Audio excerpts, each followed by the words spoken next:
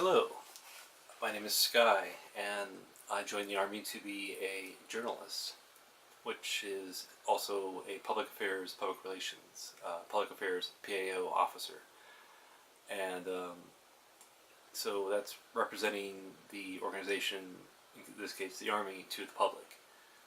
Um, and I am also, just familiar with lots of literature on war history, the presentation of the military, soldiers, uh, and a little bit with comic books and the like. So I'm making this video as a response to Netflix Marvel's The Punisher. And wow, that's pretty violent, pretty bloody, pretty dark. Very very interesting, and the character portrayals, very fascinating, very deep. Who are these people? What are they going through? What's the challenges they're facing? So it's a unique departure from what we were seeing in the other Marvel shows, where, well, okay, so in the case of the Punisher, I will say this: I appreciate the portrayal of the broken vet.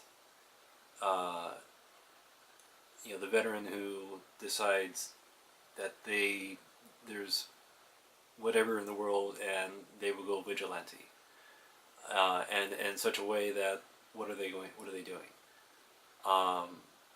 And I think the one thing that should have been done for that storyline is they should have made that character's background dark.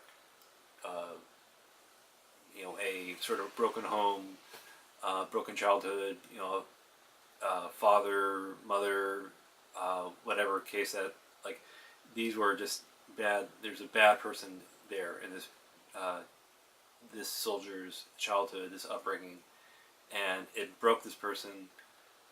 Joining the military was meant to be an escape, but going to war presented opportunities of darkness to exhibit.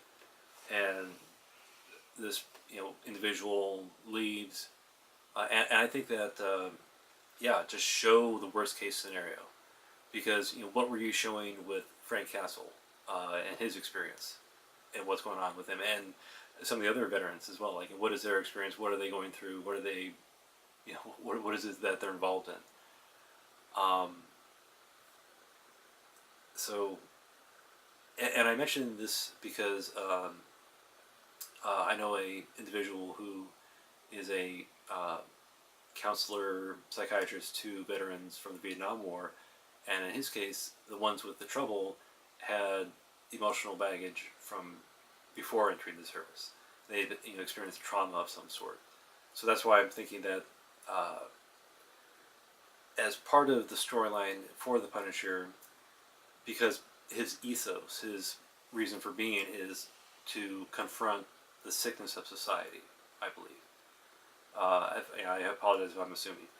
But I think that by showing the broken soldier, the broken veteran, the trauma of where he came from and how society failed in looking out for and protecting him, because that's what we see with Frank Castle. He's able to step in when it seems that society is unable, incapable of looking out for the innocent. So it's this very interesting concept of when the opportunity presents itself to be a hero, would you want someone to step in? I think could be one way to look at it, to think of it, because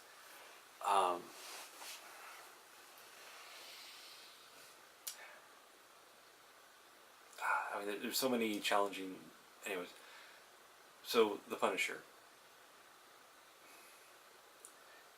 I appreciate and like that you had the characters reading, because that made what they were saying to each other it made sense that they were speaking to each other eloquently, because they're reading books, they're reading classic literature and how do people express themselves. And yes, that's why they're able to have these conversations and try to understand what it is that they're experiencing and how to cope with what do they do, with their futures. So it's like this interesting little addition to the presentation of the story. I also appreciate that. It's good that Frank Castle is squishy. That he does bleed. That he does take injury. And a little bit of times it's like, oh man, it's like how much can this guy take? So,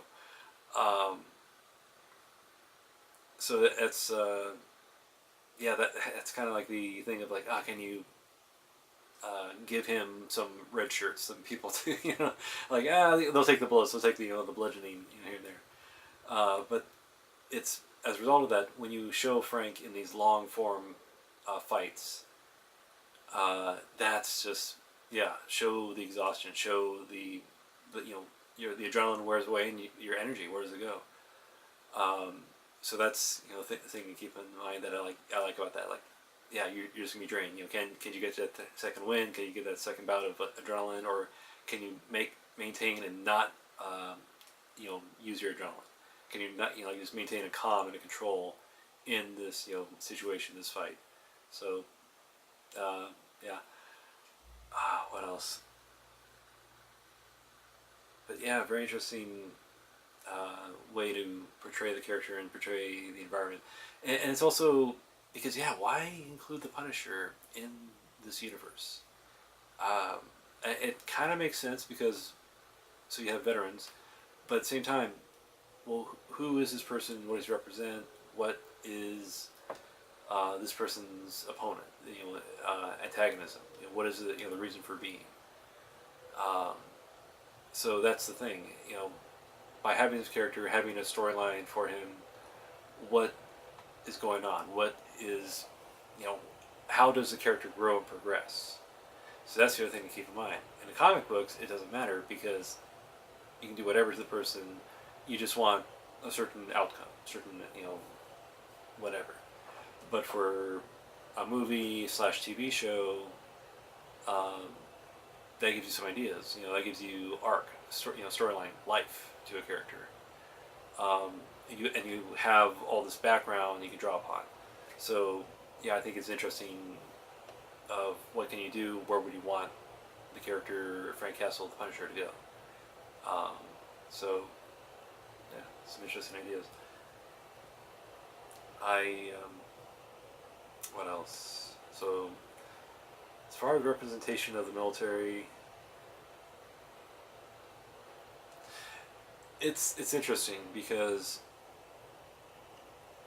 you want to use news headlines as a way to help paint a scapegoat, to create enemies that people can identify and like, okay, that's the bad guys, it's people who did something wrong, they operated in the system and broke the laws and hurt people, and so it's interesting a way to pursue it. So, but is it can comics help a culture heal from its wounds? And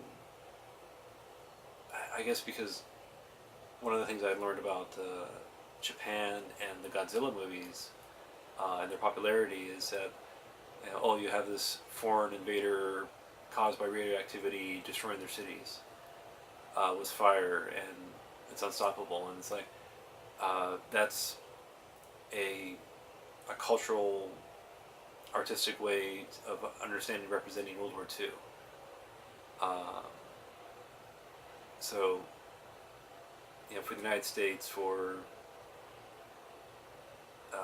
its people, its population, comics. They're popular, people identify with them, they identify with the characters, the people, the storylines, but it's the characters. So what is it about? This is where you get into some interesting territory with the Punisher. And so what is he supposed to represent? He can't represent a real person. he's not. He's a superhero. That's the realm he operates in. But does he represent a segment of the population? Like, okay, then yeah, he represents veterans.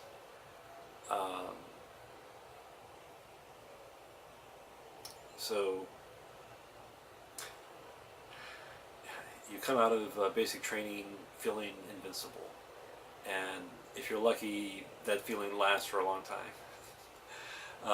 And then realities, like, oh, whatever sets in, and but some people, they pursue, they realize, like, there's more I can do. And how do we know this? Seer school, which is, part of it is like, learning to evade capture from the enemy, and when you're captured by the enemy, surviving the torture, mental, physical, yeah, and it's offered. Elite guys, say, like, this is what you need, this is what's going to help you, and people will go for it. So yeah, special kind of cat, special kind of person that can do and take that on and handle it. As a volunteer for it. Yeah. So those super elite individuals in the military, they exist. The people who they can physically handle all the hardships, mentally handle the hardships, but even then, there's wear and tear, and there's also a support network. Like, what was maintained individual before? How were they able to handle whatever stresses and uncomfortable situations? What got them through? And so, in this new situation, what can help? Well, anyways, yeah, the Punisher, just fascinating, interesting, and the action, the violence, like, wow, that's I do gotta commend Marvel and Netflix on that. Like, way to go on the effects, way to go on the action, the fighting. Like, yeah, good job. So, thank you guys.